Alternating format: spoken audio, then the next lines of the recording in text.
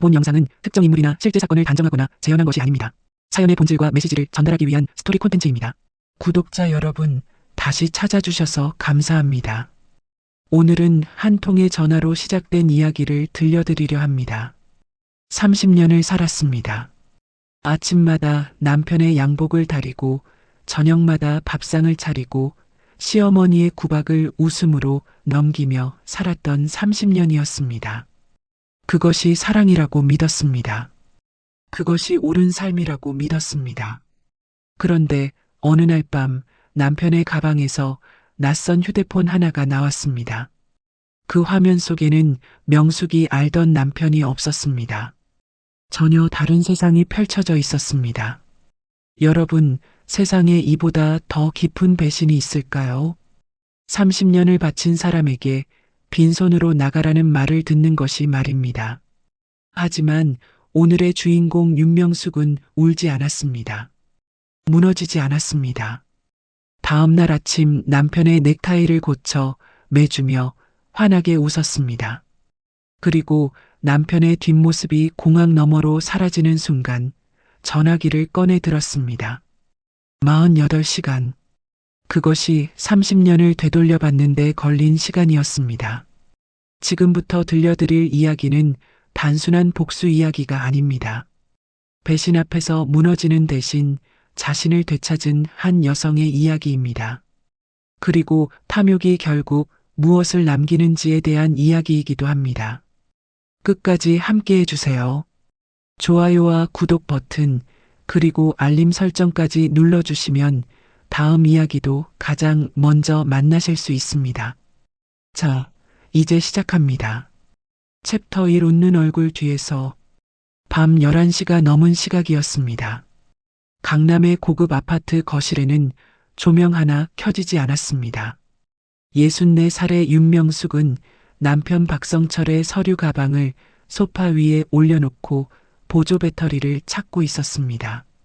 내일 새벽 일찍 공항으로 떠나는 남편을 위해 미리 챙겨 두려던 참이었죠.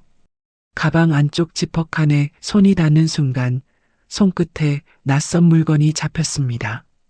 꺼내보니 명숙이 처음 보는 검은색 휴대폰이었습니다.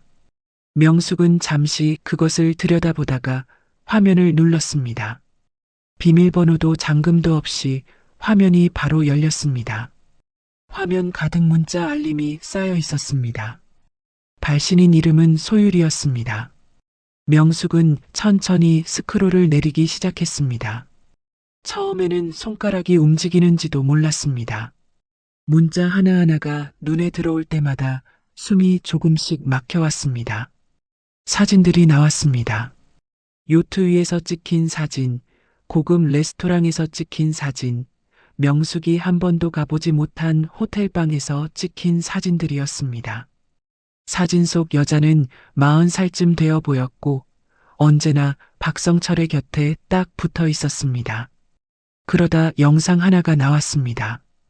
명숙은 잠시 멈추었다가 재생 버튼을 눌렀습니다. 영상 속 여자가 박성철의 무릎에 걸터 앉아 입술을 내밀며 말했습니다. 오빠, 그 늙은 마누라는 언제 정리할 거야? 나도 이제 그 아파트 들어가고 싶단 말이야. 박성철이 낮게 웃으며 대답했습니다. 조금만 기다려. 이번 출장만 다녀오면 제대로 한 방 먹일 거야. 도장 찍고 빈손으로 내보낼 거라고. 그 집은 당연히 우리 차지지. 영상이 끝났습니다.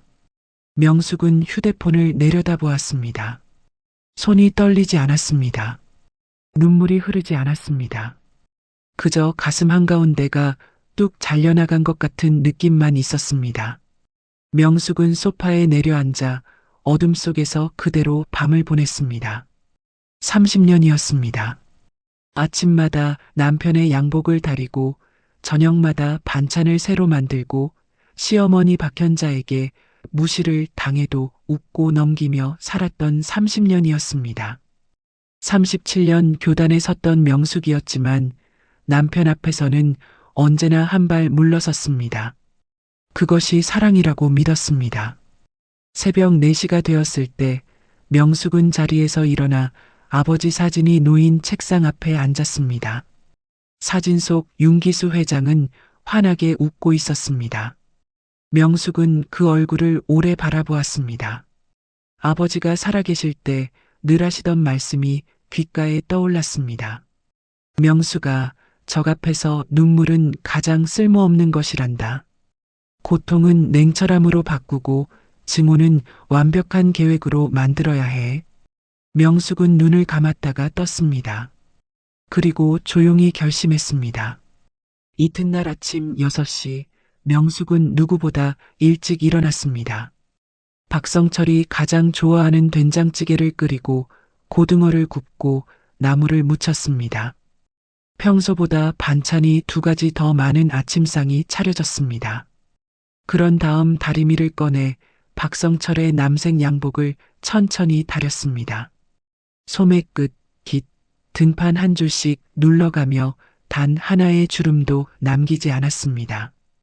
박성철이 침실에서 나오다가 상 차린 것을 보고 고개를 갸웃거렸습니다. 오늘 이렇게 많이 차렸어. 아침부터. 명숙이 수저를 놓으며 자연스럽게 웃었습니다. 출장 가면 제대로 못 먹잖아. 든든하게 먹고 가. 박성철은 의자에 앉으며 국물을 한 숟갈 떴습니다. 일본 가면 먹을 게 얼마나 많은데. 명숙이 물을 한 잔 내밀며 말했습니다. 그래도 집밥이 최고지. 어서 먹어. 박성철은 아무 의심 없이 숟가락을 들었습니다. 명숙은 맞은편에 앉아 차를 마시며 남편의 얼굴을 바라보았습니다. 30년을 함께 마주한 얼굴이었습니다. 지금은 낯선 얼굴이었습니다. 공항 가는 차 안에서 박성철이 말했습니다. 일주일이면 금방이야. 이번에 큰 계약 성사시키고 오면 선물도 있어. 명숙이 앞을 보며 대답했습니다. 선물은 무슨. 건강하게만 와. 박성철이 창밖을 바라보며 흐뭇하게 웃었습니다. 명숙은 그 웃음을 눈에 담았습니다. 그리고 속으로 생각했습니다. 이게 마지막 웃음이 될 거야. 인천국제공항 출국장 앞에 차가 멈추었습니다. 명숙은 박성철의 캐리어를 트렁크에서 꺼내 주었습니다. 그리고 남편의 넥타이 매듭을 2손으로 살며시 고쳐주었습니다. 손끝이 남편의 가슴팍에 잠깐 닿았습니다. 일본은 요즘 습하다던데. 우산 꼭 챙겨. 박성철이 명숙의 이마에 입을 맞추며 말했습니다. 알았어. 집에서 착하게 있어. 명숙이 환하게 웃으며 손을 흔들었습니다. 잘 다녀와. 박성철이 캐리어를 끌고 출국장 안으로 들어갔습니다. 단 한 번도 뒤를 돌아보지 않았습니다. 명숙은 남편의 모습이 완전히 사라질 때까지 그 자리에 서 있었습니다. 뒤를 보는 사람들, 짐을 끄는 사람들, 서로 안고 우는 사람들이 지나쳤습니다. 공항 바닥을 구르는 캐리어 바퀴 소리가 사방에서 들려왔습니다. 명숙의 귀에는 그 소리가 유독 크게 들렸습니다. 박성철의 모습이 완전히 사라졌습니다. 명숙의 얼굴에서 미소가 사라졌습니다. 입술을 가볍게 다물고 천천히 몸을 돌렸습니다. 공항을 빠져나온 명숙은 집으로 가지 않았습니다. 근처 조용한 카페를 찾아 들어가 창가 자리에 앉았습니다. 커피를 한 잔 주문한 뒤 떨리지 않는 손으로 휴대폰을 꺼냈습니다. 오래전부터 저장되어 있던 번호를 눌렀습니다. 2번 울리고 전화가 연결되었습니다. 낮고 침착한 남자의 목소리가 들려왔습니다. 아가씨, 기다리고 있었습니다. 명숙이 커피잔을 손에 들며 낮게 말했습니다. 실장님, 그 사람 떠났어요. 이제 시작합시다. 챕터 2 피닉스 프로토콜. 오대철 실장의 목소리는 언제나처럼 조용하고 단단했습니다. 수화기 너머에서 들려오는 그 목소리가 명숙의 가슴 어딘가를 단단하게 붙잡아주는 것 같았습니다. 명숙이 커피잔을 테이블에 내려놓으며 말했습니다. 실장님, 3가지예요. 지금 당장. 오대철이 낮게 대답했습니다. 말씀하십시오, 아가씨. 명숙이 창밖을 바라보며 한 글자 한 글자 힘을 주어 말했습니다. 첫째, 강남 아파트 지금 즉시 매물로 내놓으세요. 35억, 48시간 안에 끝내야 해요. 할부도 없고 가격 협상도 없어요. 현금 일시불로만 받으세요. 오대철이 잠시도 머뭇거리지 않고 대답했습니다. 알겠습니다. 명숙이 계속했습니다. 둘째, 매각 대금이 들어오는 즉시 제 명의로 된 모든 돈을 아버지가 준비해 두신 해외 계좌로 옮겨주세요. 국내 계좌는 전부 동결하고요. 네, 아가씨. 명숙이 잠시 말을 멈추었습니다. 창밖으로 공항 방향 도로에 차들이 줄지어 빠져나가는 것이 보였습니다. 명숙은 그것을 눈으로 따라가다가 다시 입을 열었습니다. 셋째, 박성철한테는 평소대로 연락 유지하세요. 실장님이 아무것도 모르는 충직한 관리인이라고 그 사람이 계속 믿게 내버려 두세요. 그 사람이랑 그 여자가 마음껏 좋은 시간 보내게 놔둬요. 돌아왔을 때 무엇이 기다리는지 알게 될 테니까. 전화기 너머에서 잠깐 침묵이 흘렀습니다. 오대철이 낮은 목소리로 말했습니다. 아가씨, 모두 준비되어 있습니다. 회장님께서 이날을 위해 다 만들어 두셨어요. 명숙이 쓴웃음을 지으며 말했습니다. 아버지가 저보다 먼저 알고 계셨군요. 오대철이 천천히 대답했습니다. 회장님께서는 늘 말씀하셨습니다.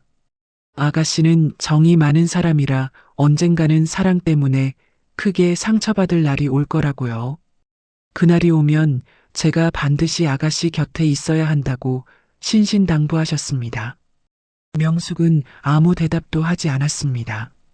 커피잔을 두 손으로 감싸 쥐었습니다. 뜨거운 온기가 손바닥을 타고 퍼졌습니다. 전화를 끊은 명숙은 카페를 나왔습니다. 집으로 가지 않았습니다. 도심 한복판, 아버지가 살아계실 때 짓고 소유하셨던 유리 건물 앞에 검은 차 한 대가 조용히 대기하고 있었습니다. 운전기사가 공손하게 문을 열어주었습니다. 명숙은 말없이 차에 올랐습니다. 차가 빌딩 지하 주차장으로 들어서고 회장 전용 엘리베이터를 타고 최고층에 오르는 동안 명숙은 눈을 감고 있었습니다. 엘리베이터 문이 열리자 넓은 펜트하우스가 나타났습니다. 아버지와 어린 시절을 보냈던 공간이었습니다. 결혼 후에는 거의 발걸음을 하지 않았던 곳이기도 했습니다. 명숙은 현관에 서서 조용히 숨을 들이마셨습니다. 아버지의 채취가 아직 남아있는 것 같았습니다. 아버지, 저 돌아왔어요. 낮게 중얼거린 말이 넓은 공간에 흡수되듯 사라졌습니다. 오대철 실장이 이미 와 있었습니다. 거실 한쪽에 서 있던 그는 명숙이 들어오자 깊이 고개를 숙였습니다. 평소에 명숙이 알던 어수룩하고 말수적은 관리인의 모습이 아니었습니다. 눈빛이 날카롭고 자세가 곧았습니다. 이것이 그의 진짜 모습이었습니다. 아가씨, 그동안 많이 힘드셨지요. 명숙이 코트를 벗으며 말했습니다. 실장님도 오랫동안 기다리셨잖아요. 오대철이 고개를 들며 말했습니다. 회장님께서 아가씨를 지켜드리라고 맡기셨는데 제가 곁에서 더 빨리 알아챘어야 했습니다. 죄송합니다. 명숙이 고개를 저으며 말했습니다. 아니에요, 실장님. 제가 눈이 멀었던 거지요. 보고 싶지 않아서 안 본 거예요. 그 사람이 파놓은 함정에 제 발로 걸어 들어간 거예요. 명숙은 서재 한쪽에 있는 장식장 문을 열고 묵직한 위스키 병을 꺼냈습니다. 잔 두 개의 술을 따른 뒤 하나를 오대철에게 건네었습니다. 오대철이 두 손으로 받았습니다. 명숙이 잔을 들며 말했습니다. 실장님, 피닉스 프로토콜, 이게 아버지가 만들어 두신 거잖아요. 오대철이 천천히 고개를 끄덕였습니다. 네. 위급한 상황에서 아가씨의 재산을 보호하고 판도를 뒤집을 수 있도록 아버지께서 직접 설계하신 겁니다. 법률팀, 금융팀, 부동산 네트워크까지 모두 연결되어 있습니다. 항상 대기 상태로 있었어요. 명숙이 위스키를 한 모금 마셨습니다. 목을 타고 내려가는 열기가 가슴속까지 파고들었습니다. 아버지는 저한테 아무 말씀도 안 하셨는데 오대철이 조심스럽게 말했습니다. 회장님께서는 아가씨가 직접 느끼고 스스로 결정해야 한다고 하셨습니다. 아버지가 만들어준 안전망이라는 걸 알면 아가씨가 더 오래 버티다 더 깊이 다칠 수도 있다고 하셨거든요. 명숙은 잠시 말이 없었습니다. 창 너머로 서울의 야경이 하나둘 불을 밝히고 있었습니다. 수만 개의 빛들이 저 아래 펼쳐져 있었습니다. 실장님, 박성철 회사 상황은 어떻게 되어 있어요? 오대철이 태블릿을 꺼내 화면을 보여주며 설명했습니다. PS 인테리어는 세 가지 생명줄로 유지되고 있습니다. 첫째는 아가씨 아버지 재산에서 흘러들어오는 운영 자금이고, 둘째는 명숙 씨 명의로 연결된 은행 대출이고, 셋째는 모두 저희 사람들로 구성된 협력업체들입니다. 명숙이 화면을 내려다보며 말했습니다. 그러면 그 회사는 처음부터 혼자 선 적이 없었네요. 오대철이 조심스럽게 대답했습니다. 그렇습니다, 아가씨. 박성철 씨는 그 사실을 모르고 있습니다. 자신이 일구어낸 회사라고 굳게 믿고 있지요. 명숙이 잔을 테이블에 내려놓으며 낮게 말했습니다. 아직 그 줄은 끊지 마세요. 그 사람이 자기가 세상에서 제일 높이 올라갔다고 믿는 순간, 그때 제가 직접 끊을 거예요. 그래야 더 아프게 떨어지니까. 오대철이 고개를 숙이며 말했습니다. 알겠습니다, 아가씨. 명숙은 자리에서 일어나 창가로 걸어갔습니다. 서울의 밤이 아름다웠습니다. 저 수많은 불빛들 뒤에 얼마나 많은 사람들이 저마다의 고통과 욕망을 안고 살아가는지 명숙은 새삼 생각했습니다. 오대철이 조용히 다가와 명숙의 뒤에 섰습니다. 아가씨, 아파트 쪽은 이미 움직이기 시작했습니다. 최상위 고객 10분께만 선별해서 연락을 돌렸어요. 재력이 충분하고 결정이 빠른 분들입니다. 명숙이 창밖을 바라보며 말했습니다. 48시간이에요, 실장님. 그 안에 끝내야 해요. 오대철이 단호하게 말했습니다. 끝냅니다. 그날 밤 명숙은 오랫동안 아버지의 서재에 혼자 앉아 있었습니다. 책상 위에 놓인 낡은 사진첩을 펼쳤습니다. 어린 명숙이 아버지 손을 잡고 서 있는 사진이 나왔습니다. 아버지의 눈이 웃고 있었습니다. 명숙은 그 사진을 손가락으로 가만히 짚었습니다. 그리고 처음으로 아무도 없는 그 방에서 소리 없이 눈물을 흘렸습니다. 배신당한 아내의 눈물이 아니었습니다. 30년 동안 자신을 잃고 살았다는 것을 이제야 깨달은 한 사람의 눈물이었습니다. 아버지가 살아계셨다면 뭐라고 하셨을까 생각했습니다. 아마 이렇게 말씀하셨겠지요. 명숙아, 늦지 않았어. 내 자리로 돌아오면 돼. 명숙은 눈물을 닦고 사진첩을 덮었습니다. 창밖으로 서울의 밤은 여전히 깊었습니다. 하지만 저 멀리 하늘 끝이 아주 조금씩 밝아오고 있었습니다. 챕터 32번째 휴대폰. 사흘째 되던 날 아침, 오대철 실장에게서 전화가 왔습니다.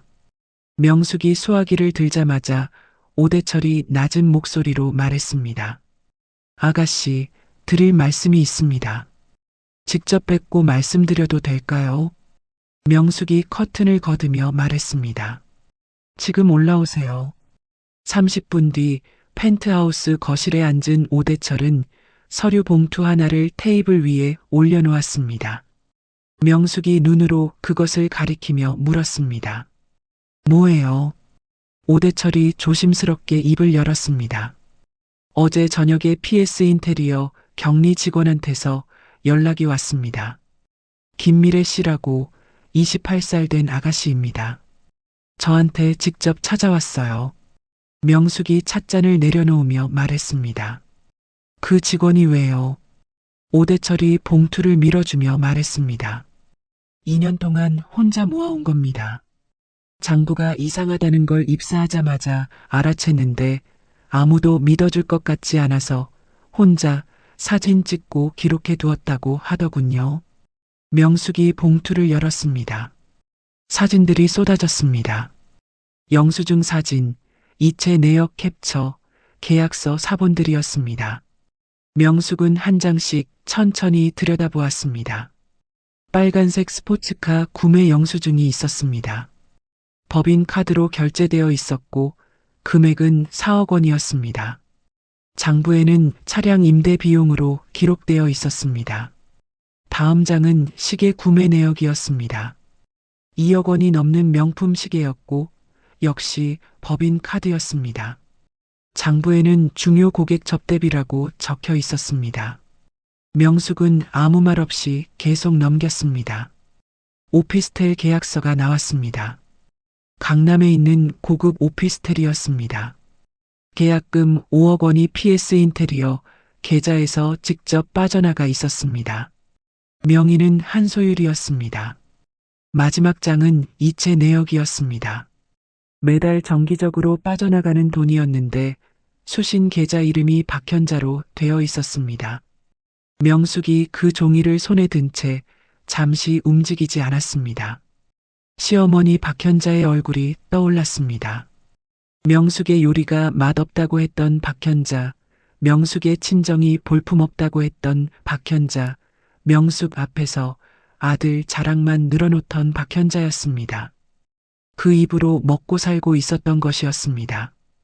오대철이 조심스럽게 말했습니다. 2년 동안 빠져나간 금액을 다 합산해 보니 28억 원이 넘습니다. 명숙이 종이를 테이블 위에 내려놓으며 말했습니다. 김미래 씨 지금 어디 있어요? 오대철이 대답했습니다. 로비에서 기다리고 있습니다. 명숙이 자리에서 일어나며 말했습니다. 올려보내주세요.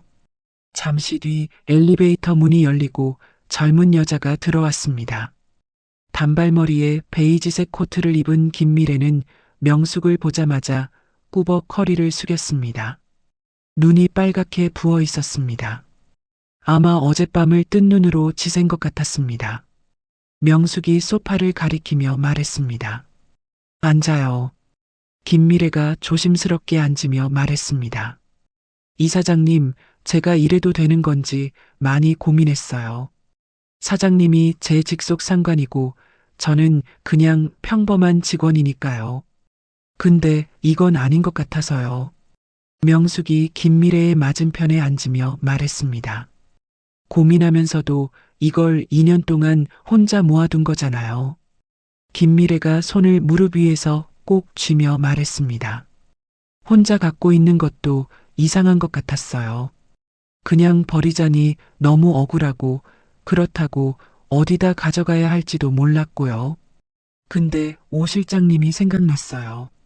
항상 조용하신데 믿을 수 있는 분 같아서요. 명숙이 조용히 고개를 끄덕였습니다. 잘했어요. 당신이 용기를 낸 거예요. 김미래의 눈에 눈물이 고였습니다. 저 잘리는 거 아닌가요? 명숙이 잠시 김미래를 바라보다가 말했습니다. 그 회사에서 잘리는 것보다 더 좋은 일이 생길 거예요. 걱정 말아요. 김미래가 손등으로 눈을 닦으며 고개를 숙였습니다. 명숙은 오대철 실장에게 눈짓을 보냈습니다. 오대철이 알아채고 김미래를 법률팀 사무실로 안내했습니다. 혼자 남은 명숙은 소파 등받이에 등을 기댔습니다. 28억 원이라는 숫자가 머릿속에서 맴돌았습니다. 스포츠카, 명품 시계, 오피스텔, 그리고 시어머니 통장. 박성철은 아내 몰래 30년을 그렇게 살고 있었던 것입니다. 명숙은 천장을 올려다보았습니다. 아무 감정도 올라오지 않았습니다. 분노도 슬픔도 아닌 아주 차고 맑은 것이 가슴속을 채우는 느낌이었습니다. 오후가 되자 오대철에게서 다시 연락이 왔습니다. 아가씨, 아파트 계약 성사됐습니다. 명숙이 자리에서 일어서며 물었습니다. 누구요? 오대철이 대답했습니다. 일본 사업가 다나카 씨입니다. 건물 설계에 반하셨다고 하더군요. 35억 원, 전액 현금, 조건 전부 수락하셨습니다. 명숙이 창밖을 바라보며 말했습니다. 48시간이 다 지나기도 전이네요. 오대철이 말했습니다. 법무팀이 지금 계약서 마무리하고 있습니다. 2시간 안에 입금될 겁니다. 명숙이 낮게 말했습니다. 입금 확인하는 즉시 전부 이체하고 국내 계좌 동결하세요. 알겠습니다, 아가씨. 전화를 끄는 명숙은 서재로 들어가 창가 의자에 앉았습니다. 빗방울이 유리창을 두드리기 시작했습니다. 서울 하늘에 먹구름이 잔뜩 끼어 있었습니다. 명숙은 그 빗소리를 들으며 생각했습니다. 지금 이 시각 박성철은 어디선가 한소율과 나란히 앉아 샴페인을 마시고 있겠지요. 자신이 살 집이 팔렸다는 것도 통장에 돈이 한 푼도 없다는 것도 모른 채로 말입니다. 명숙은 아버지 사진을 바라보았습니다. 아버지, 첫 번째 수는 뒀어요. 그날 저녁 오대철에게서 마지막 확인 전화가 왔습니다. 아가씨, 입금 확인됐습니다. 해외 계좌 이체 완료, 국내 계좌 전부 동결 처리 끝났습니다. 박성철 씨 가족 카드 2장도 한도 0원으로 조정 완료했습니다. 명숙이 조용히 말했습니다. 수고하셨어요, 실장님. 오대철이 말했습니다. 아가씨, 이제 기다리시면 됩니다. 명숙이 창밖의 빗속을 바라보며 말했습니다. 네. 이제 전화 한 통을 기다리는 거예요. 천국에서 걸려오는 전화요. 빗소리가 더 세어졌습니다. 유리창이 빗물로 흐릿해졌습니다. 명숙은 그 흐릿한 창 너머를 오래도록 바라보았습니다. 한편 그 시각 제주 럭셔리 리조트 최고층 객실에서 박성철은 한소율에게 휴대폰 화면을 내밀고 있었습니다. 강남 아파트 사진이었습니다. 돌아가면 자기 취향대로 전부 다 고쳐줄게. 유럽 스타일로 할까? 아니면 깔끔한 현대식으로 할까? 한소율이 박성철의 어깨에 머리를 기대며 말했습니다. 둘 다 좋아. 오빠가 골라줘. 박성철이 크게 웃으며 샴페인을 들었습니다. 이번 출장 계약만 마무리되면 진짜 다 끝나. 그 여자는 한 푼도 못 챙기고 나가게 되어 있어. 걱정 마. 한소율이 잔을 부딪히며 새끼손가락을 내밀었습니다. 약속이야. 박성철이 웃으며 새끼손가락을 걸었습니다. 창밖으로 제주의 노을이 바다 위로 번지고 있었습니다. 그 붉고 아름다운 빛 속에서 박성철은 자신이 인생의 가장 높은 곳에 서 있다고 믿었습니다. 그가 지금 앉아있는 그 아파트가 이미 다른 사람 손에 넘어갔다는 사실을 꿈에도 모른 채로 말입니다. 챕터 4 천국의 끝. 48시간이 지난 뒤 제주 리조트의 저녁은 더없이 아름다웠습니다. 해변을 따라 야자수 조명이 켜지고 수영장 위로 주황빛 노을이 길게 드리웠습니다. 박성철은 한소율의 손을 잡고 리조트 레스토랑으로 들어서며 종업원에게 말했습니다. 창가 자리로 주세요. 제일 좋은 자리로. 종업원이 공손하게 안내했고 박성철은 의자를 빼주며 한소율에게 말했습니다. 오늘 저녁은 제대로 먹자. 여기 코스 요리가 유명하다고. 한소율이 메뉴판을 펼치며 말했습니다. 오빠, 나 여기 랍스터 먹어도 돼. 박성철이 웃으며 말했습니다. 다 시켜. 오늘 마음껏 먹어. 주문을 마친 박성철이 카드를 꺼내 테이블 위에 올려두었습니다. 검은색 프리미엄 카드였습니다.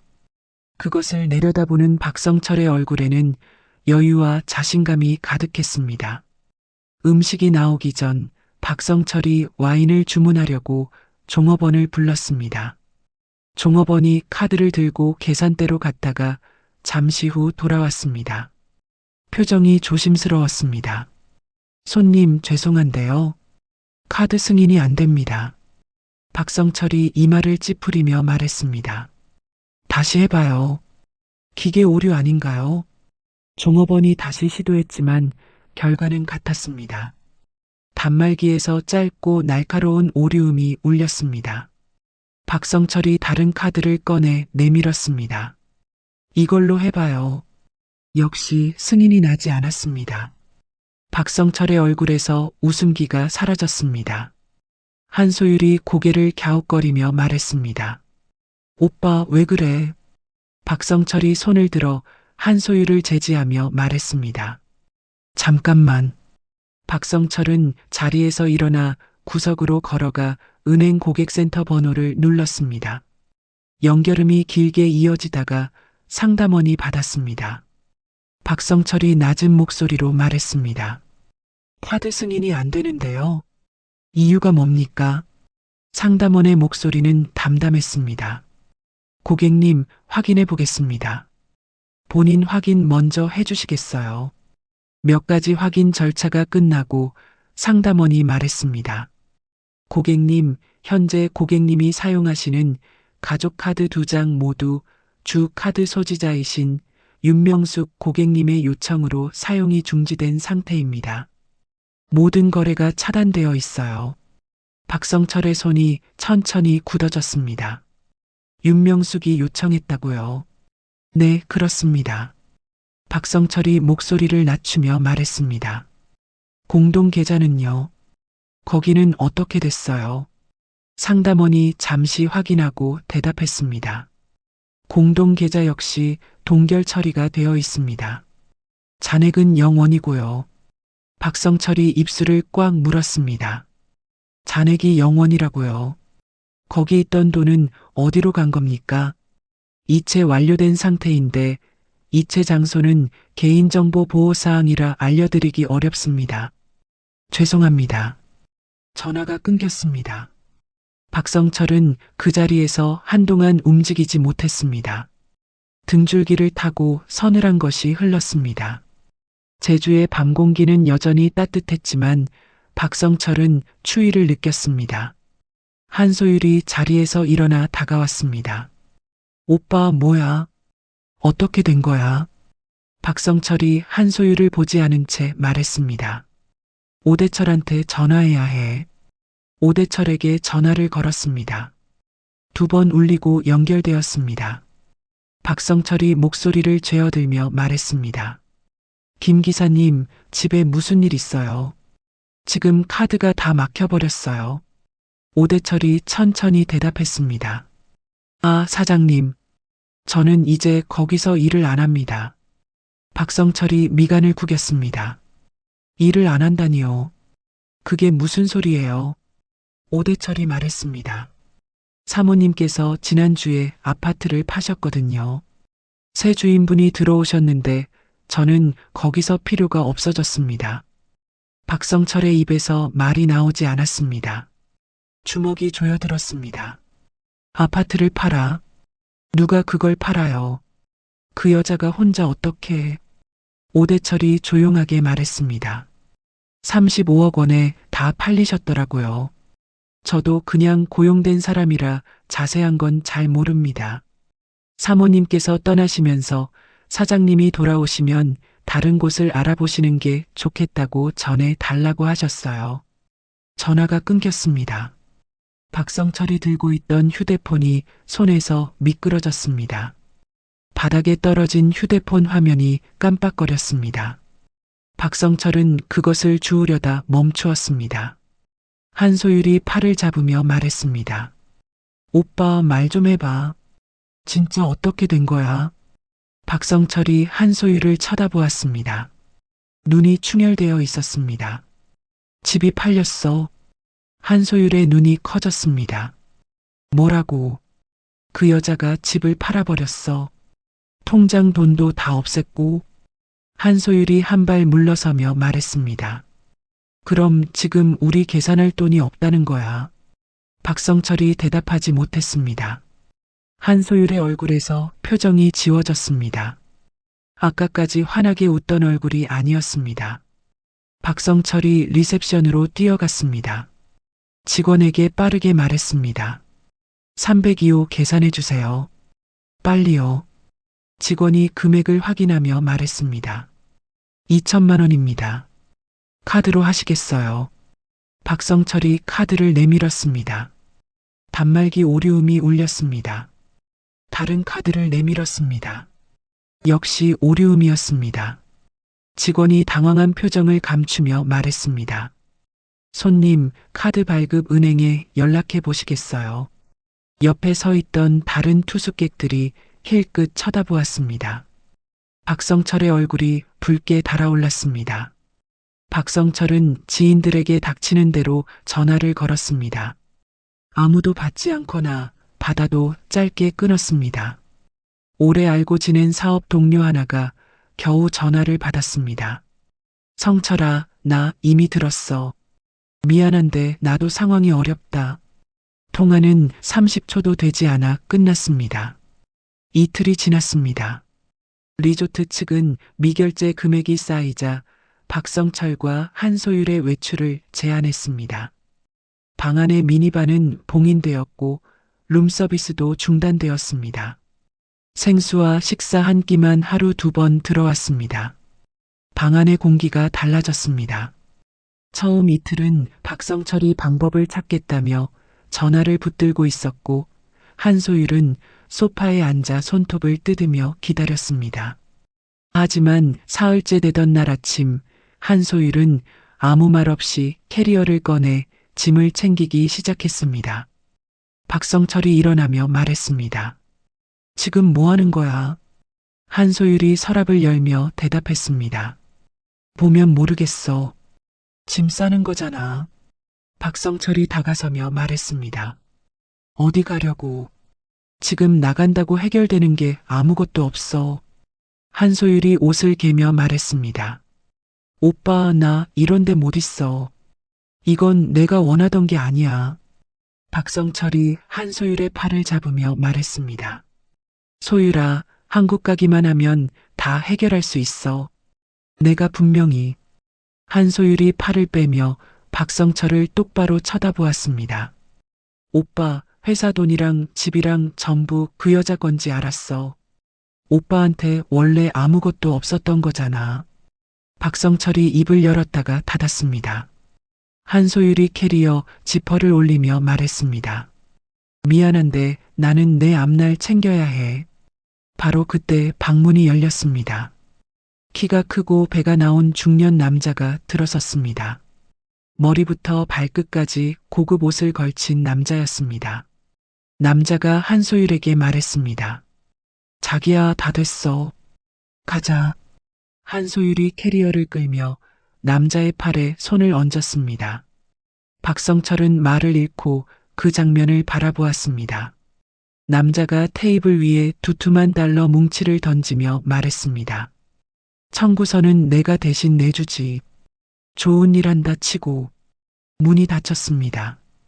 방 안에 혼자 남은 박성철은 테이블 위에 놓인 돈을 내려다보았습니다.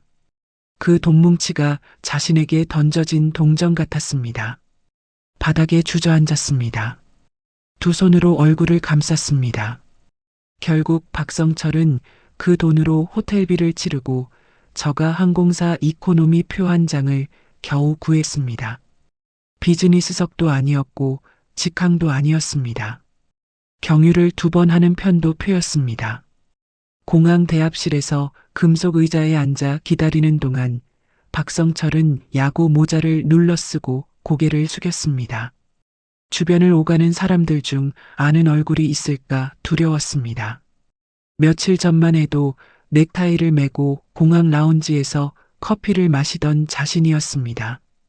비행기 좌석은 가운데 자리였습니다. 왼쪽에는 어깨가 넓은 남자가 팔을 넘어왔고 오른쪽에는 아기를 안은 젊은 엄마가 앉아 있었습니다. 아기가 이착륙할 때마다 울었습니다. 박성철은 눈을 감으려 했지만 잠이 오지 않았습니다. 윤명숙의 얼굴이 떠올랐습니다. 공항에서 자신의 넥타이를 고쳐주던 그 얼굴이었습니다. 환하게 웃으며 손을 흔들던 그 얼굴이었습니다. 그 눈빛이 무엇을 담고 있었는지 이제야 알 것 같았습니다. 챕터 5 빈손으로 돌아온 자리. 귀국 다음 날 이른 아침 인천공항 입국장을 빠져나온 박성철은 캐리어 하나만 끌고 있었습니다. 며칠 전 이 공항에서 출국할 때와는 모든 것이 달랐습니다. 넥타이도 없었고 반듯하게 다린 양복도 없었습니다. 구겨진 셔츠에 며칠째 자라난 수염, 두꺼진 눈으로 박성철은 택시 승강장 줄에 섰습니다. 택시에 오르며 박성철이 말했습니다. 강남구 청담동으로 가주세요. 기사가 출발하자 박성철은 창밖을 내다보았습니다. 서울거리가 눈에 들어왔지만 아무것도 보이지 않았습니다. 한소율의 얼굴이 떠올랐다가 사라지고 오대철의 목소리가 맴돌았습니다. 그리고 윤명숙의 얼굴이 떠올랐습니다. 아직 늦지 않았어. 직접 가서 얘기하면 돼. 명숙이가 화가 많이 났겠지만 내가 잘 달래면 어떻게든 되겠지. 박성철은 그렇게 스스로를 다독였습니다. 30년을 함께 산 사람이었습니다. 설마 이러다 말겠지 싶었습니다. 택시가 익숙한 골목으로 접어들었습니다. 푸른 나무들이 줄지어 선 길이었습니다. 저 끝에 자신이 살던 아파트가 있었습니다. 그런데 아파트 정문 앞에 낯선 경비원이 서 있었습니다. 박성철이 아는 얼굴이 아니었습니다. 박성철이 택시에서 내려 초인종을 눌렀습니다. 인터컴에서 낯선 목소리가 흘러나왔습니다. 누구를 찾으시나요? 박성철이 머뭇거리다 말했습니다. 저 여기 사는 박성철인데요. 들어가려고요. 잠시 침묵이 흘렀습니다. 죄송합니다만 이 주소에 박성철 씨는 안 계십니다. 이 건물은 지난주부터 다나카 씨 소유입니다.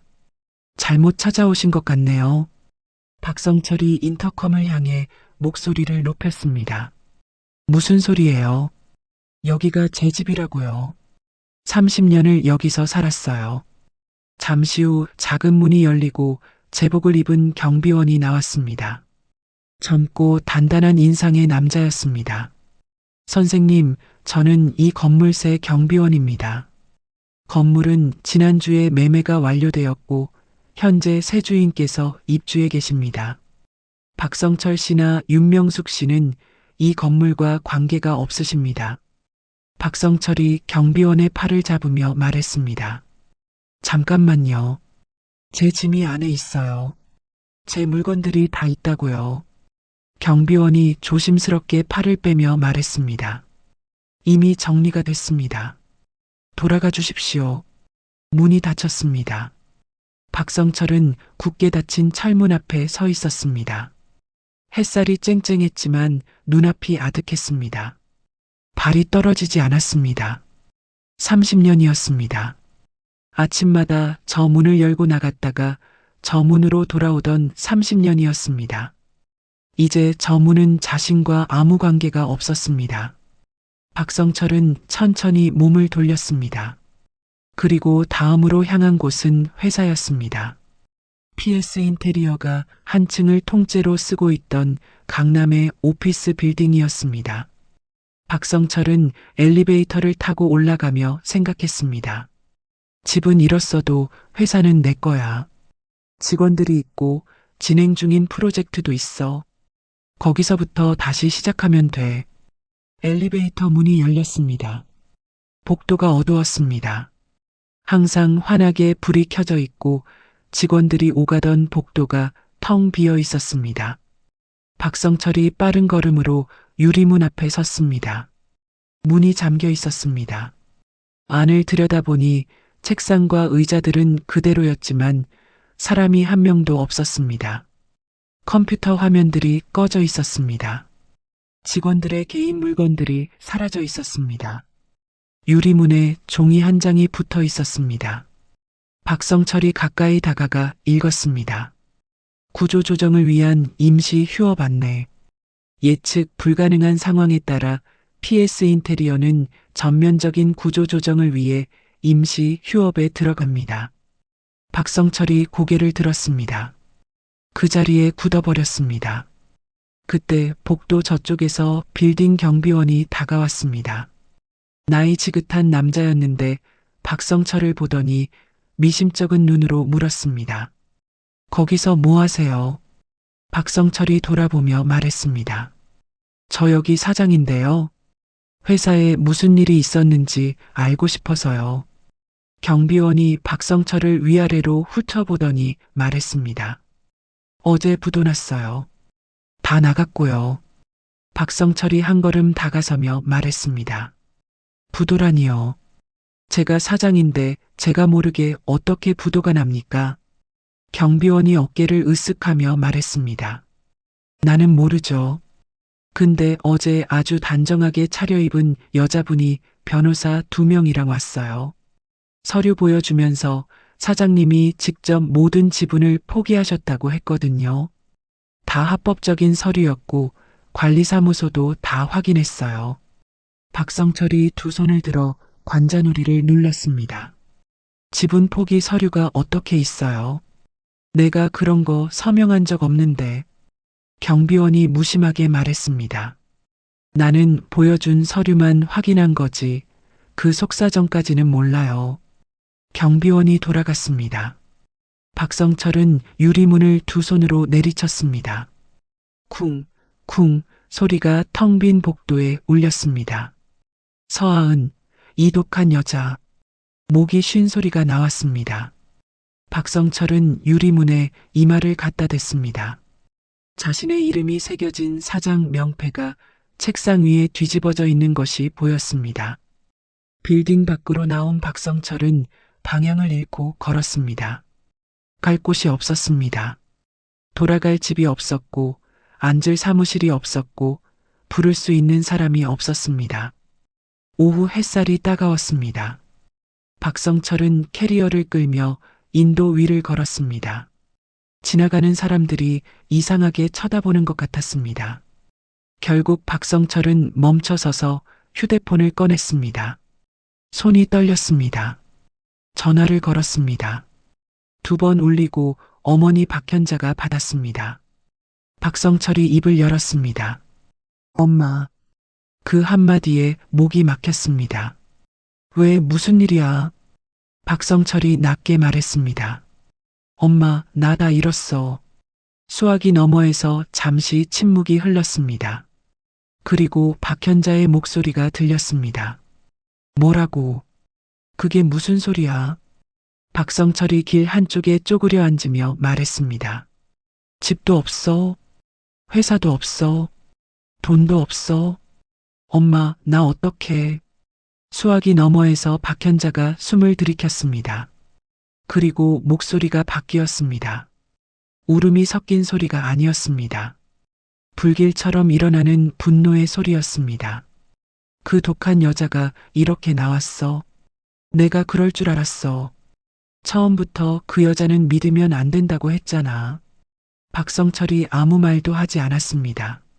박현자가 말을 이었습니다. 이대로 있으면 안 돼. 내가 직접 나서야겠어. 성철아, 엄마가 어떻게든 해볼게. 가만히 있지 마. 전화가 끊겼습니다. 박성철은 인도 위에 앉아 하늘을 올려다보았습니다.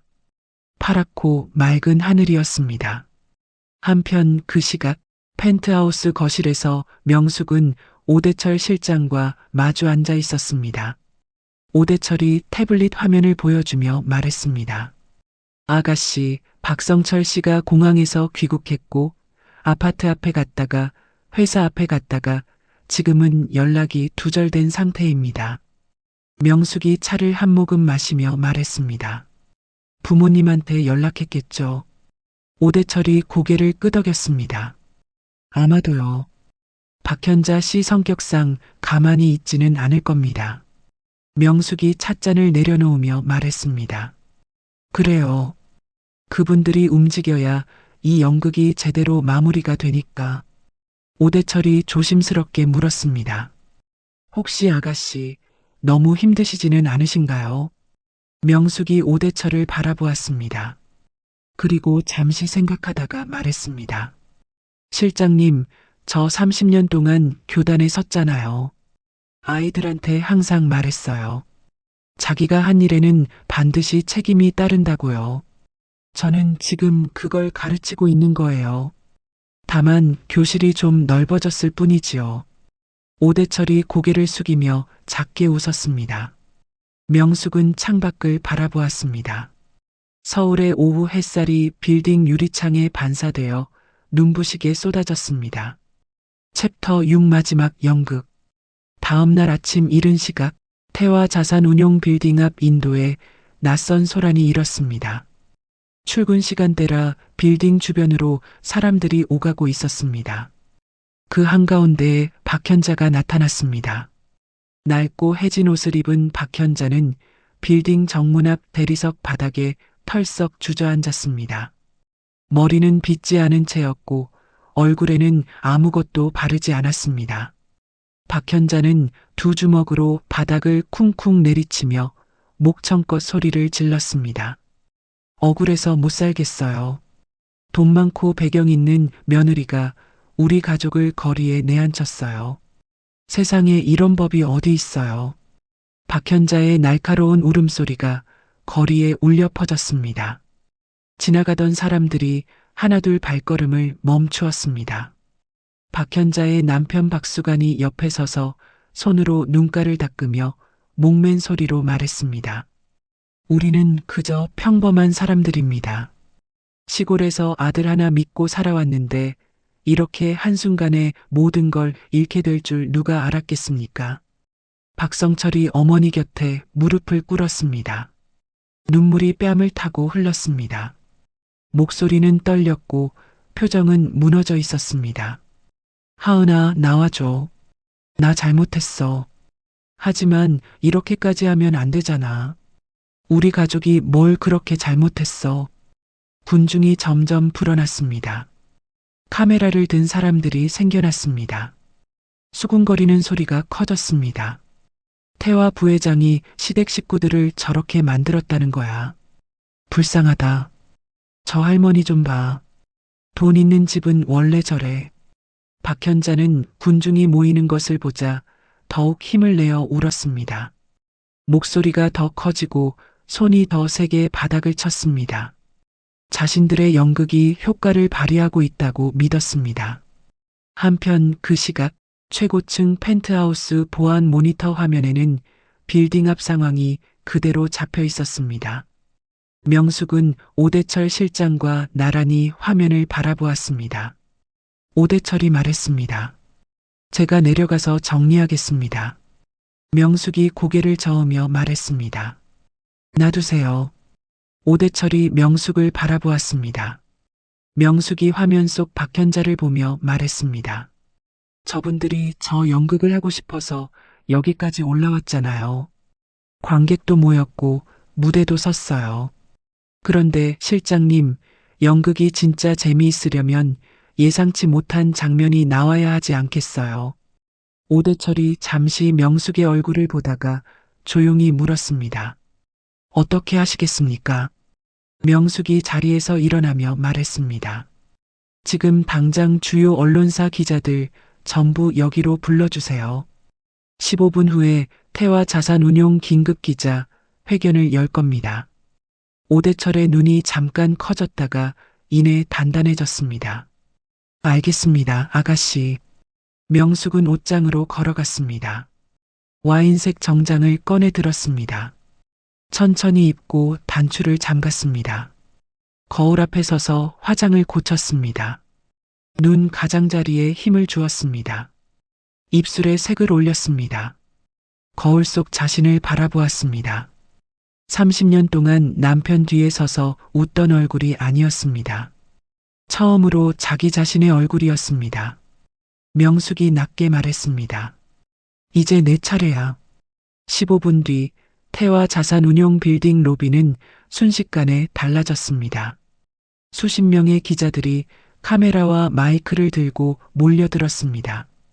빌딩 앞에서 울고 있던 박현자와 박성철은 언론이 나타나자 더욱 열을 올렸습니다. 자신들이 원하던 그림이 완성되고 있다고 믿었습니다. 박현자가 기자들을 향해 소리쳤습니다. 찍어요, 다 찍어요. 세상 사람들이 다 알아야 해요. 며느리한테 이렇게 버림받은 우리 사정을. 박성철이 카메라를 향해 목소리를 높였습니다. 하은아, 제발 한 번만 나와줘. 얘기라도 하자고. 이렇게 모른 척하면 안 되잖아. 그때 빌딩 정문이 열렸습니다. 군중의 시선이 일제히 그쪽으로 쏠렸습니다. 먼저 나온 사람은 흰머리가 단아한 노신사였습니다. 회색 정장을 입은 그 남자는 걸음이 느렸지만 자세가 곧았습니다. 두 눈이 서늘하게 빛났습니다. 군중 속에서 낮은 목소리가 흘러나왔습니다. 저분이 윤기수 회장님 아닌가? 박현자가 울음을 뚝 멈추었습니다. 박성철도 굳은 채 그 자리에 서 있었습니다. 윤기수 회장 바로 뒤에서 명숙이 걸어 나왔습니다. 와인색 정장에 굽이 있는 구두였습니다. 구두 소리가 또각또각 대리석 바닥을 울렸습니다. 그 소리가 어찌나 또렷하게 들리던지 군중이 조용해졌습니다. 명숙은 박성철과 박현자를 단 한 번도 쳐다보지 않았습니다. 곧장 준비된 마이크 앞으로 걸어갔습니다. 카메라 플래시가 터졌습니다. 명숙이 마이크를 잡으며 말했습니다. 기자 여러분, 오늘 이 자리에 와주셔서 감사합니다. 저는 태화자산운용 부회장 윤명숙입니다. 오늘 몇 가지 사실을 바로잡기 위해 이 자리에 섰습니다. 명숙이 잠깐 말을 멈추었습니다. 그리고 바닥에 무릎 꿇고 있는 박성철을 처음으로 내려다보았습니다. 저기 무릎 꿇고 계신 분, 아직 이혼하지 않은 제 남편 박성철 씨가 맞습니다. 그리고 그분 회사가 부도났고 우리 집이 팔렸다는 것도 전부 사실입니다. 군중이 술렁였습니다. 박현자의 얼굴에 잠깐 의기양양한 기색이 스쳤습니다. 명숙이 말을 이었습니다. 하지만 이유가 있습니다.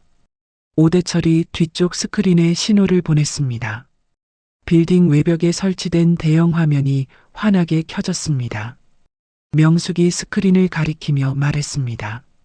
2년 동안 박성철 씨가 회사 돈으로 처리한 내역들입니다. 스크린에 사진들이 하나씩 떴습니다. 빨간 스포츠카 구매 영수증이었습니다. 명숙이 말했습니다. 4억 원짜리 스포츠카입니다.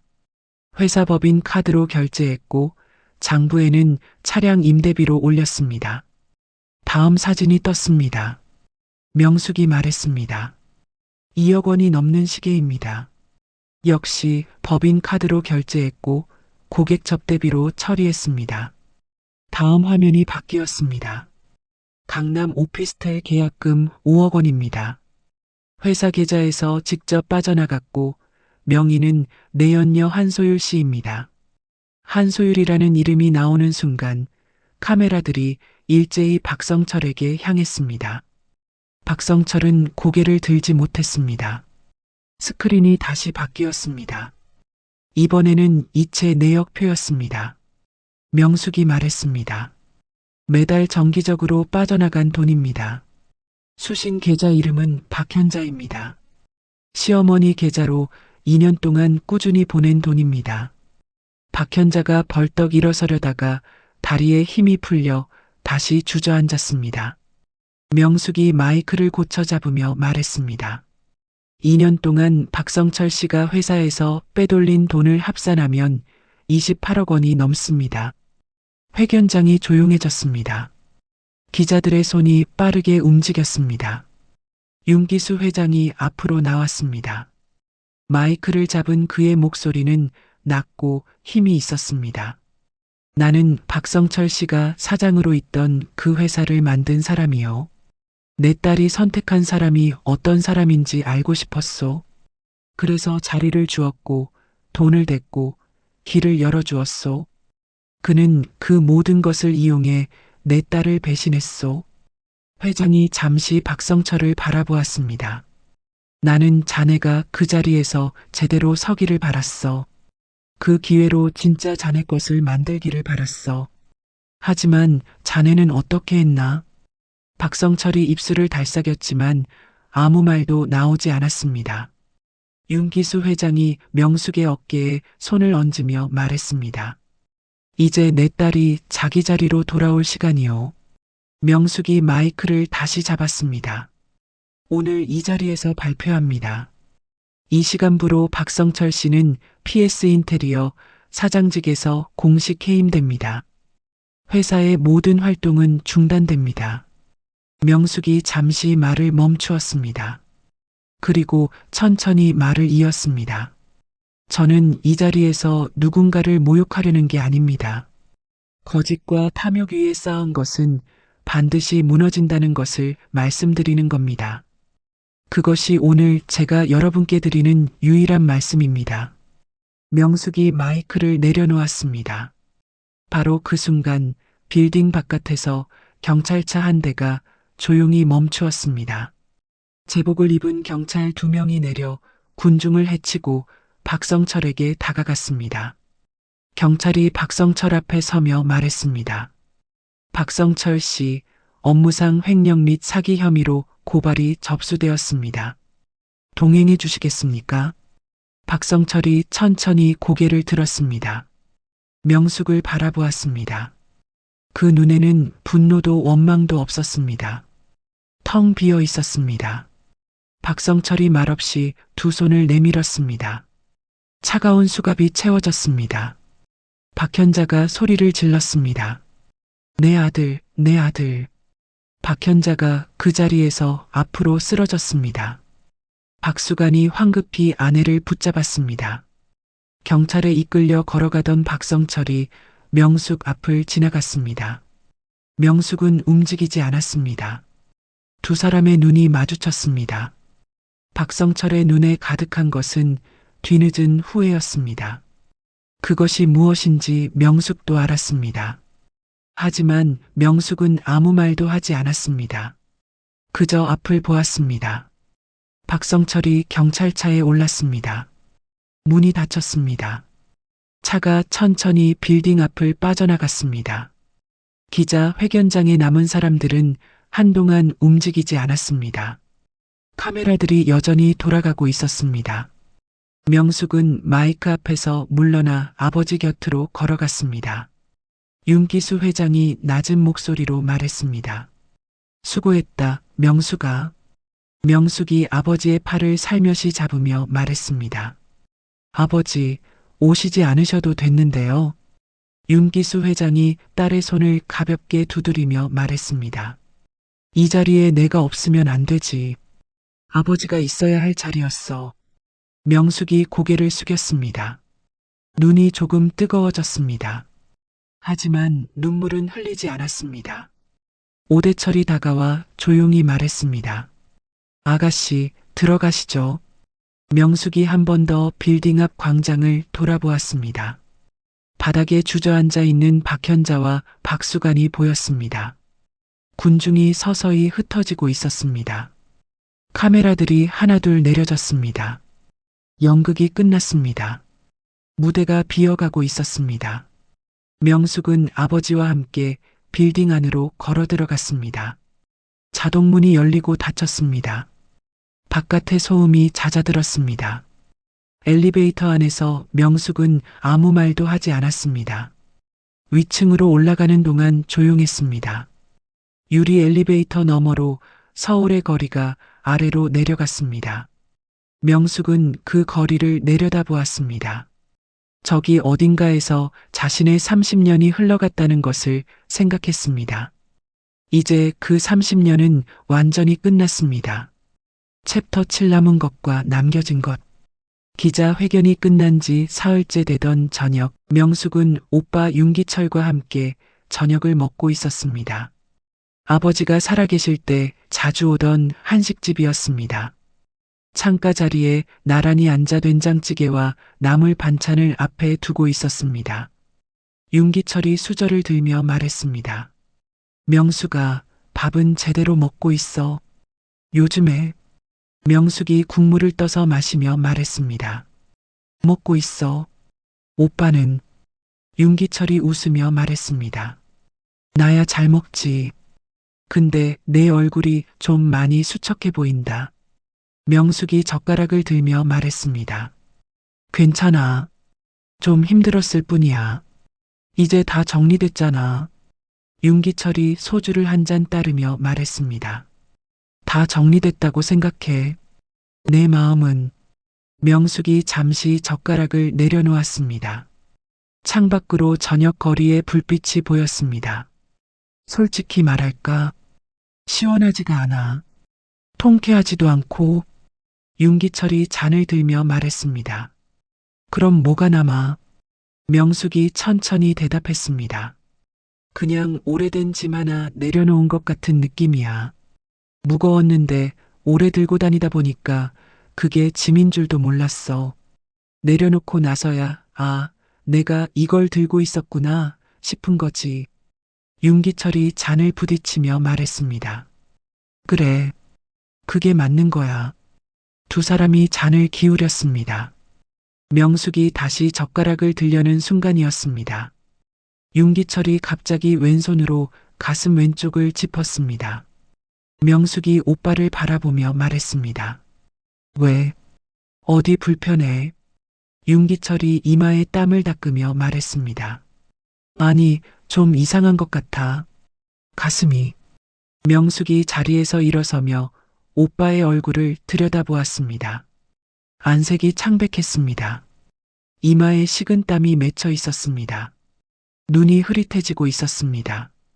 명숙이 즉시 휴대폰을 꺼냈습니다. 119를 눌렀습니다. 앰뷸런스가 도착하는 10분 동안 명숙은 윤기철의 손을 꼭 잡고 있었습니다. 윤기철이 힘없이 말했습니다. 명숙아, 나 괜찮아. 별거 아닐 거야. 명숙이 오빠의 손을 더 세게 쥐며 말했습니다. 말하지 마. 가만히 있어. 앰뷸런스 안에서 명숙은 오빠의 손을 놓지 않았습니다. 박성철의 배신을 알았을 때도, 공항에서 남편을 배웅할 때도, 기자 회견 마이크 앞에 섰을 때도 떨리지 않았던 손이 지금은 멈추지 않고 흔들렸습니다. 명숙은 그 손을 오빠의 손 안에 꼭 숨겼습니다. 병원 응급실에서 의료진이 윤기철을 데려갔습니다. 명숙은 하얀 복도 의자에 혼자 앉았습니다. 사람들이 지나다녔습니다. 형광등이 윙윙거렸습니다. 명숙은 두 손을 무릎 위에 올려놓고 앞을 바라보았습니다. 30년 전 아버지가 입원하셨을 때 이 자리에 앉았습니다. 그때도 혼자였습니다. 지금도 혼자였습니다. 주치의 박진우 교수가 복도로 나왔습니다. 명숙이 벌떡 일어섰습니다. 박진우가 말했습니다. 보호자분이시죠? 급성 심근경색입니다. 지금 바로 수술 들어가야 합니다. 명숙이 말했습니다. 수술하세요. 최선을 다해주세요. 박진우가 서류를 내밀며 말했습니다. 수술 동의서 서명 부탁드립니다. 명숙이 서류를 받았습니다. 손이 흔들렸습니다. 볼펜을 쥐었습니다. 이름 쓰는 칸에 윤명숙, 석자를 썼습니다. 그 석자를 쓰는 동안 눈앞이 흐려졌습니다. 수술실 앞 긴 의자에 앉아 밤을 새웠습니다. 새벽 1시, 2시, 3시가 지났습니다. 명숙은 자리를 뜨지 않았습니다. 아버지 생각이 났습니다. 오빠가 어린 자신에게 자전거 타는 법을 가르쳐 주던 날이 떠올랐습니다. 넘어져서 무릎을 긁었을 때 오빠가 달려와 손을 잡아주던 그 손이 떠올랐습니다. 명숙은 조용히 중얼거렸습니다. 오빠, 나 아직 할 말이 많아. 조금만 더 있어줘. 수술실 불이 꺼진 것은 새벽 4시가 넘어서였습니다. 박진우 교수가 수술 가운을 벗으며 복도로 나왔습니다. 명숙이 자리에서 일어섰습니다. 박진우가 말했습니다. 수술 잘 됐습니다. 환자분 많이 강하십니다. 명숙이 박진우의 손을 두 손으로 잡았습니다. 감사합니다, 선생님. 정말 감사합니다. 눈물이 흘렀습니다. 닦지 않았습니다. 사흘 뒤 윤기철이 일반 병실로 옮겨졌습니다. 명숙이 병실 문을 열고 들어가자 윤기철이 베개에 기댄 채 고개를 돌렸습니다. 얼굴이 창백했지만 눈빛은 살아있었습니다. 윤기철이 쉰 목소리로 말했습니다. 명숙아, 밥은 먹었어. 명숙이 의자를 끌어당겨 앉으며 말했습니다. 오빠, 그게 지금 할 말이야. 윤기철이 힘없이 웃었습니다. 나 괜찮아. 걱정 많이 했지. 명숙이 오빠의 손을 잡으며 말했습니다. 많이 했어. 얼마나 많이 했는지 알아. 윤기철이 명숙의 손을 가볍게 두드리며 말했습니다. 미안하다. 이런 꼴 보여주려고 한국에 남은 게 아닌데. 명숙이 고개를 저으며 말했습니다. 오빠가 여기 있어서 내가 버틴 거야. 그거 알아. 두 사람은 한동안 아무 말도 하지 않았습니다. 병실 창밖으로 서울의 하늘이 보였습니다. 구름이 천천히 흘러갔습니다. 한편 그 시각 박성철에 대한 1심 재판 선고가 내려졌습니다. 업무상 횡령 28억 원, 사기, 증거 인멸 시도까지 더해진 결과였습니다. 판사가 선고를 읽어 내려갔습니다. 징역 12년. 방청석에서 박현자가 비명을 질렀습니다. 박수관이 두 손으로 얼굴을 감쌌습니다. 박성철은 판사석을 바라보다가 천천히 고개를 숙였습니다. 오대철 실장이 재판 결과를 명숙에게 전화로 알렸습니다. 명숙은 윤기철의 병실 창가에 서서 전화를 받았습니다. 오대철이 말했습니다. 아가씨, 선고 났습니다. 징역 12년입니다. 명숙이 말했습니다. 알겠어요, 실장님. 수고하셨어요. 전화를 끊었습니다. 윤기철이 물었습니다. 무슨 전화야? 명숙이 창밖을 바라보며 말했습니다. 박성철 씨 선고 났어. 징역 12년.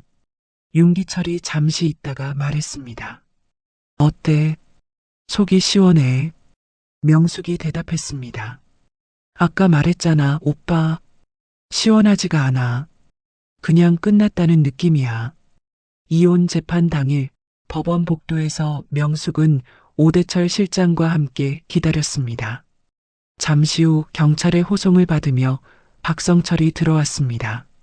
수의 차림이었습니다. 머리가 짧게 깎여 있었습니다. 얼굴이 수척했습니다. 박성철이 명숙을 보았습니다. 명숙은 박성철을 보지 않았습니다. 재판은 짧았습니다. 판사가 두 사람의 혼인관계 해소를 선언했습니다. 명숙은 앞을 보고 있었습니다. 법원을 나오는 길에 한쪽 구석에 박현자와 박수관이 서 있었습니다.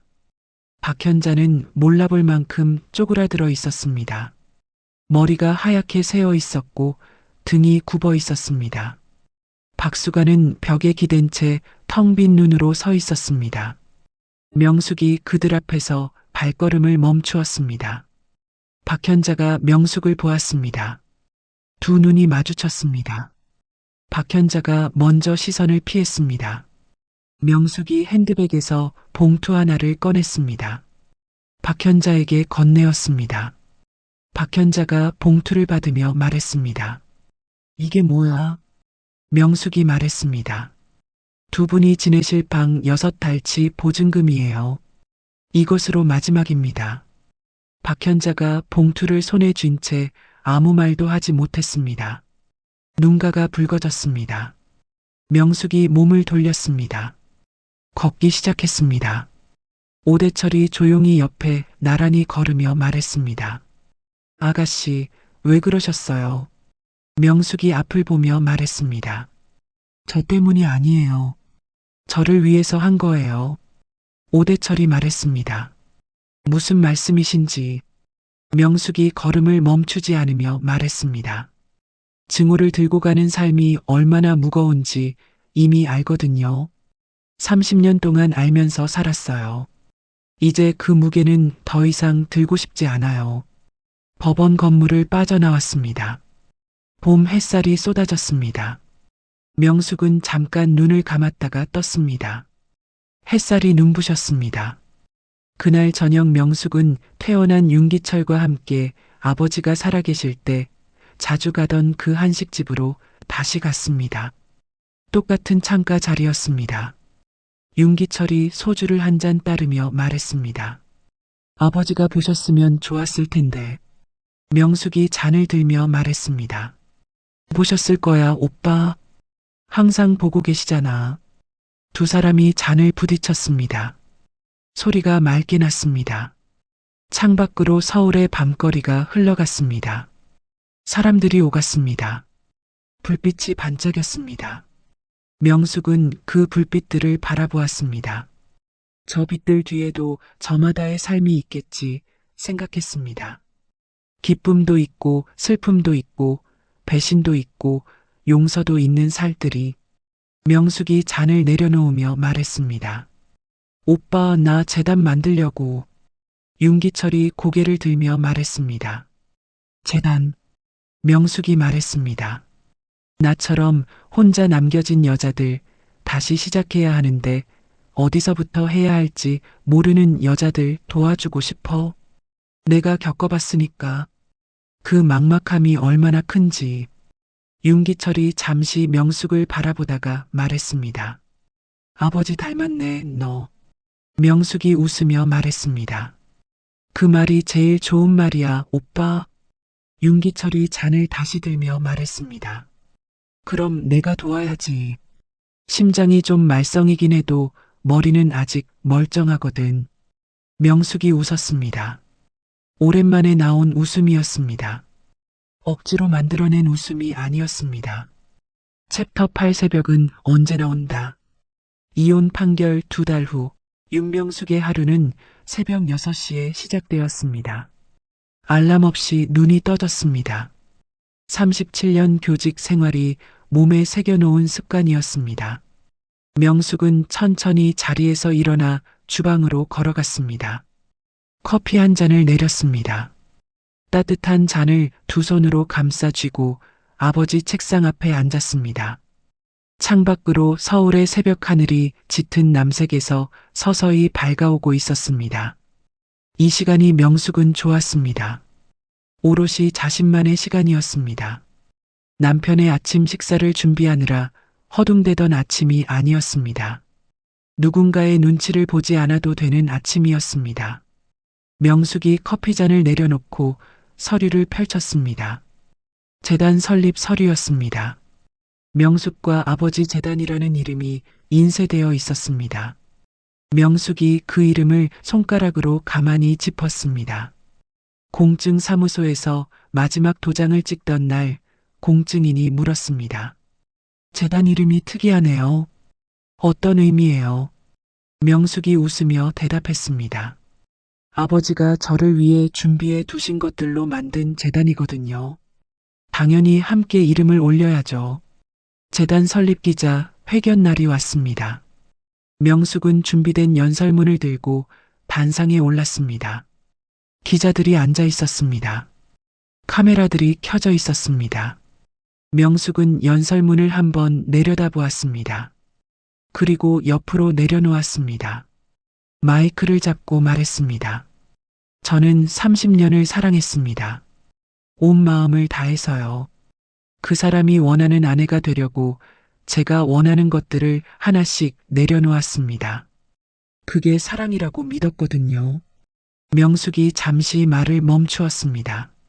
하지만 사랑이 자기 자신을 잃는 것과 같아서는 안 된다는 걸 이제는 압니다. 그것을 너무 늦게 깨달았어요. 이 재단은 그걸 조금 더 일찍 깨달을 수 있도록 돕기 위해 만들었습니다. 혼자 남겨진 분들, 다시 시작하고 싶은데 어디서부터 해야 할지 모르시는 분들 곁에 있고 싶습니다. 회견장 곳곳에서 조용한 울음소리가 들렸습니다. 앞줄에 앉은 중년 여성 기자가 손등으로 눈가를 닦았습니다. 재단의 첫 번째 지원자는 57살의 여성이었습니다. 이름은 최영순이었습니다. 남편에게 이혼을 통보받고 2평짜리 월세방에서 손뜨개 공방을 시작하려 한다는 사연이었습니다. 자본금이 없었고 사업 경험도 없었고 믿어주는 사람도 없었습니다. 명숙이 직접 만났습니다. 최영수는 명숙 앞에서 손을 꼭 쥔 채 앉아 있었습니다. 목소리가 자꾸 떨렸습니다.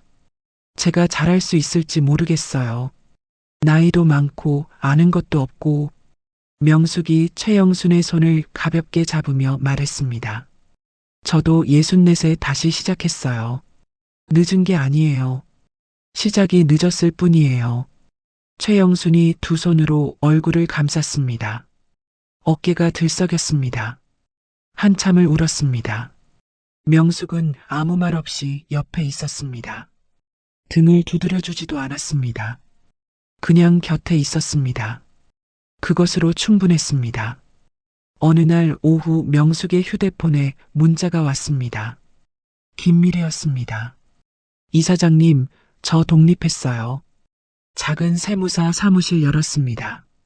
그때 용기 내기 잘했다는 생각이 들어서요. 감사합니다. 명숙은 그 문자를 오래 바라보았습니다.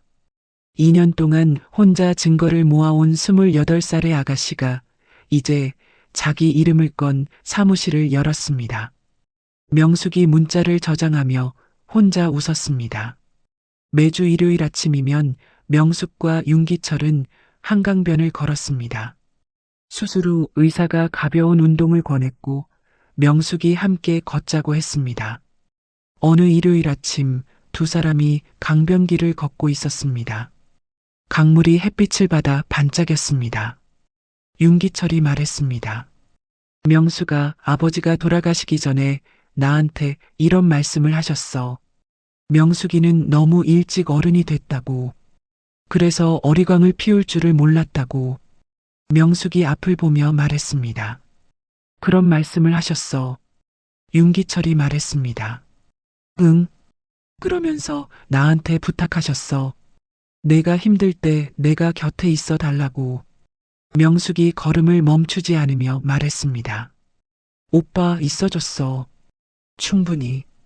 윤기철이 말했습니다. 아직 더 있어줘야지. 심장은 좀 말썽이었지만 다리는 멀쩡하거든. 명숙이 웃었습니다. 봄이 지나고 여름이 왔습니다. 재단을 통해 지원받은 여성들이 하나둘 자신의 이야기를 나누기 시작했습니다. 손뜨개 공방을 연 최영수는 석 달 만에 단골 손님이 생겼다는 소식을 전해왔습니다.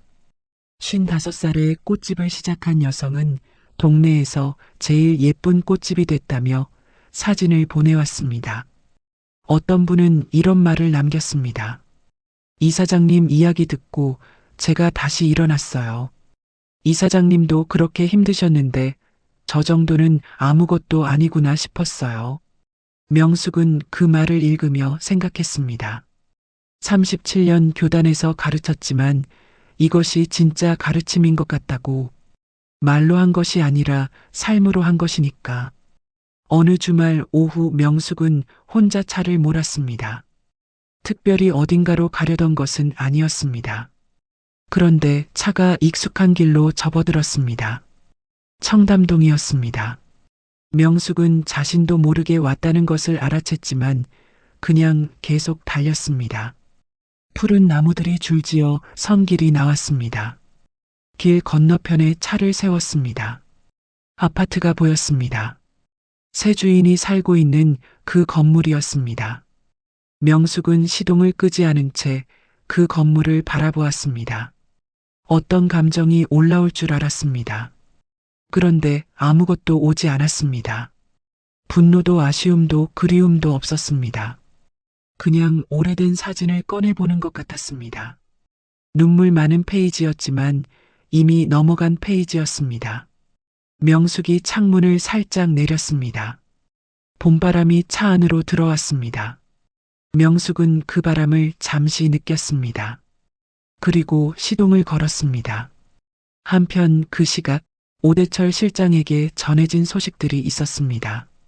박성철은 교도소에서 처음 몇 달을 힘겹게 보냈습니다. 연락을 끊었던 친구들은 돌아오지 않았습니다. 한소율은 소식이 끊겼습니다. 부모님은 한 달에 한 번 면회를 왔지만 형편이 되지 않아 그것도 쉽지 않았습니다. 박성철은 어느 날 교도소 내 봉사활동에 지원했습니다. 노인 수감자들의 편지 쓰는 것을 도와주는 일이었습니다. 글을 쓰지 못하는 노인의 말을 받아 적으며 박성철은 오랫동안 아무 말도 하지 못했습니다. 그 노인의 말이 자신의 이야기 같았기 때문입니다. 박현자와 박수관은 서울 외곽의 작은 월세방에서 살았습니다. 박수관이 아파트 경비 일을 구했습니다. 밤 12시부터 아침 6시까지 서는 야간 경비였습니다. 박현자는 처음에 못하게 말렸습니다. 박수관이 조용히 말했습니다. 내가 살아있는 동안 내 힘으로 살아야지. 그게 남은 도리야. 박현자는 그 말에 아무 대꾸도 하지 못했습니다. 한소율은 연예계로 돌아가려 했지만 문이 닫혀 있었습니다. 몇 달 뒤 누군가 작은 바에서 판초기를 하는 그녀를 보았다고 했습니다. 명숙은 그 소식을 듣고 아무 말도 하지 않았습니다. 안타깝다거나 시원하다거나 하는 말 대신 그냥 조용히 있었습니다. 누군가의 추락을 기뻐하는 것은 명숙이 원하는 삶이 아니었습니다. 가을이 오던 어느 아침이었습니다. 명숙은 여느 때처럼 커피를 내려 아버지 책상 앞에 앉았습니다. 아버지 사진 앞에 커피 한 잔을 놓았습니다. 명숙이 사진을 바라보며 말했습니다. 아버지, 저 이제 괜찮아요. 드디어 제 자리를 찾은 것 같아요. 사진 속 아버지는 30년 전이나 지금이나 똑같이 환하게 웃고 있었습니다. 명숙이 커피를 한 모금 마셨습니다. 그리고 서류를 펼쳤습니다. 재단에서 새로 지원 신청을 한 여성의 서류였습니다. 61살 요리가 특기라고 적혀 있었습니다. 작은 도시락 가게를 열고 싶다고 했습니다. 명숙이 연필을 들었습니다. 서류 여백에 메모를 적었습니다. 직접 만나보자. 창밖으로 서울의 하늘이 밝아오고 있었습니다. 짙은 남색이 옅어지고 있었습니다. 구름 사이로 빛이 새어나오기 시작했습니다. 명숙은 그 빛을 바라보았습니다. 30년을 헌신했습니다. 배신당했습니다. 무너지는 대신 일어섰습니다. 복수했습니다. 그리고 용서하지 않았지만 증오도 내려놓았습니다. 이제 남은 것은 자신이었습니다. 진짜 윤명숙이었습니다. 명숙이 자리에서 일어났습니다. 아버지 사진을 한 번 더 바라보았습니다. 그리고 현관을 향해 걸었습니다. 오늘도 할 일이 있었습니다. 만날 사람이 있었습니다. 전해야 할 말이 있었습니다. 문을 열고 나섰습니다. 아침 공기가 차고 맑았습니다. 하늘이 투명하게 밝아 있었습니다. 윤명숙의 걸음이 가볍고 단단했습니다. 이렇게 윤명숙의 이야기가 막을 내렸습니다.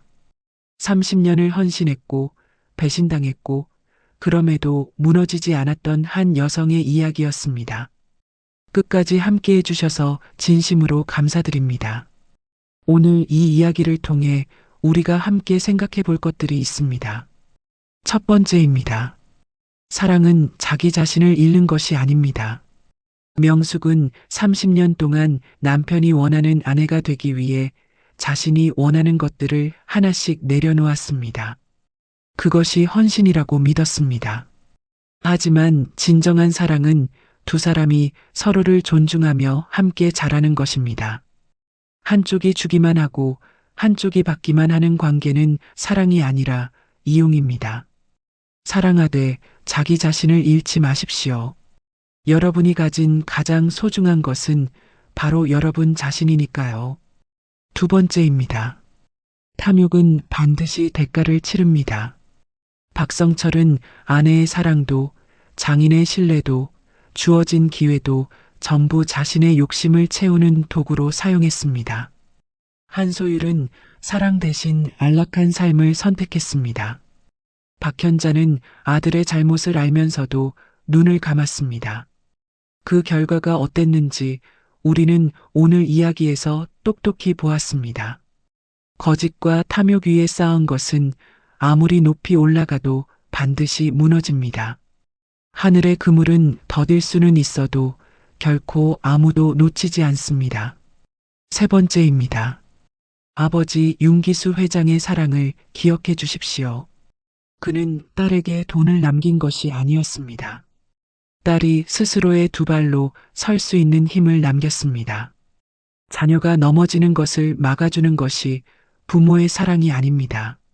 넘어졌을 때 다시 일어설 수 있는 용기를 심어주는 것, 그것이 진짜 부모의 사랑입니다. 네 번째입니다. 고통은 끝이 아닙니다. 명숙의 이야기에서 가장 빛나는 순간은 복수가 완성되던 순간이 아니었습니다. 시어머니에게 봉투를 건네며 돌아서던 순간이었습니다. 증오를 내려놓고 앞으로 걸어가던 그 순간이었습니다. 진정한 승리는 상대를 무너뜨리는 것이 아니라 자기 자신을 되찾는 것입니다. 여러분도 지금 어떤 고통 속에 있다면 기억해 주십시오. 새벽은 언제나 가장 어두운 밤 끝에 옵니다. 다섯 번째입니다. 플랜 B를 준비하십시오. 이것은 상대를 의심하라는 말이 아닙니다. 어떤 상황이 닥쳐도 자기 자신을 지킬 수 있는 힘을 갖추라는 말입니다. 경제적 독립, 정신적 자립, 그리고 스스로의 가치를 아는 것. 이 세 가지가 있다면 어떤 폭풍이 와도 여러분은 다시 일어설 수 있습니다. 구독자 여러분, 명숙은 64세 다시 시작했습니다. 늦지 않았습니다. 여러분도 늦지 않았습니다. 오늘 이 이야기가 여러분의 마음에 작은 용기 한 조각을 남겨드렸기를 바랍니다. 이야기가 마음에 와닿으셨다면 좋아요 버튼 눌러주시고 아직 구독 안 하신 분들은 구독 버튼과 알림 설정 꼭 눌러주세요. 이 이야기를 나눠야 할 분이 주변에 계신다면 공유도 부탁드립니다.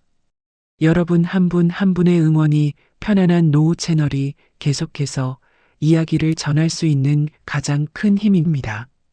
다음 이야기에서 다시 뵙겠습니다. 안녕히 계십시오.